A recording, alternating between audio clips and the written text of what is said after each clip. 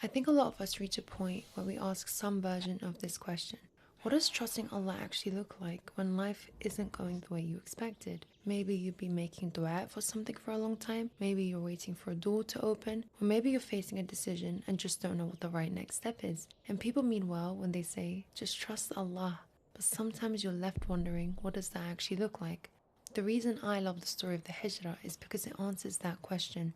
When we look at what the Prophet ﷺ went through, we see that tawakkul wasn't about knowing exactly how things would work out. It was about continuing to trust Allah even when the path ahead stayed difficult for a while and wasn't clear. And that's the story I want to share with you today. So we need to go back to Mecca more than 1,400 years ago. For years, the Prophet had been calling people to Tawheed, which is to worship Allah alone. Some accepted and many resisted. And as Islam grew, so did the opposition from Quraysh. But then people from Yathrib, which we now know as Medina, met with the Prophet and promised to protect him and the Muslims if they came to their city. So little by little, the Muslims started migrating there, but the Prophet himself hadn't left yet. Quraysh noticed what was happening, so a council was held at Dar al-Nadwa to come up with a plan to stop the Prophet once and for all. The idea was choose young men from different tribes, surround his home, and assassinate him together so no single clan could be blamed. But Allah had already informed his messenger through Angel Jibreel. So that night, the Prophet instructed Ali, his cousin, to sleep in his bed and return the trust people had left with him, their belongings, their valuables, and then he left his home. This was the city he was born in, the city he'd lived in his whole life, and the place he loved. In fact, he would later say, "By Allah, you are the best and most beloved land to Allah. Had I not been driven away from you, I would not have left you."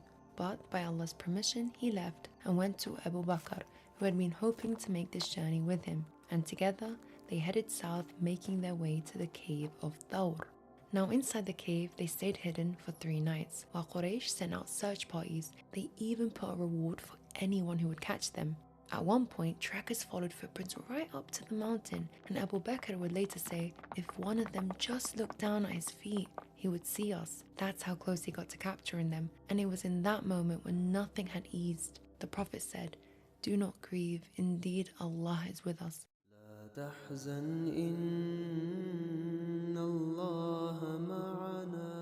Think about that. The danger was still there, the situation hadn't become easier, but his trust in Allah didn't depend on the situation changing first. While in the cave for those 3 nights, their plan unfolded. Esma, the daughter of Abu Bakr, would bring them food. Abdullah, the son of Abu Bakr, would spend the day in Mecca, listening to what the Quraysh was saying and then come back at night with news. Emir, the servant of Abu Bakr, helped too. He would move his cattle over their tracks to cover their footprints, and he'd bring them goat's milk.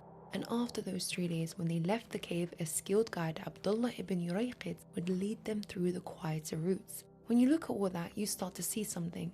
The Prophet ﷺ trusted Allah completely, but he still took every step that was available to him.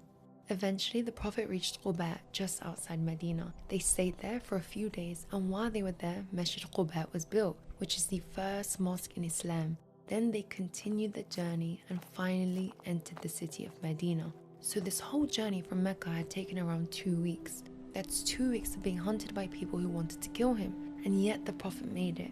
Quraysh had done everything they could, but Allah had already written something else. So what does all of this actually show us about tawakkul? It's not sitting back and waiting, and it's not making plans and forgetting Allah either. A man once asked the Prophet, "Should I tie my camel and trust in Allah, or leave it untied and trust in Allah?" And the Prophet said, "Tie it and trust in Allah." And that's exactly what we saw in the Hijrah. The Prophet trusted Allah completely, but he also planned. He took precautions, he chose a companion, he chose a route, hid in a cave, used a guide, took every means available to him. Tawakkul isn't doing nothing and calling it trust. Tawakkul is doing everything you can while knowing the outcome belongs to Allah. And maybe that's the reminder some of us need. Keep making the dua, keep taking the right steps, and keep trying, because the lesson of the Hijrah isn't that the hardship disappeared, it's that even when the danger was still there, the Prophet could still say, "Do not grieve, indeed Allah is with us." لا تحزن إن الله معنا and Allah knows best.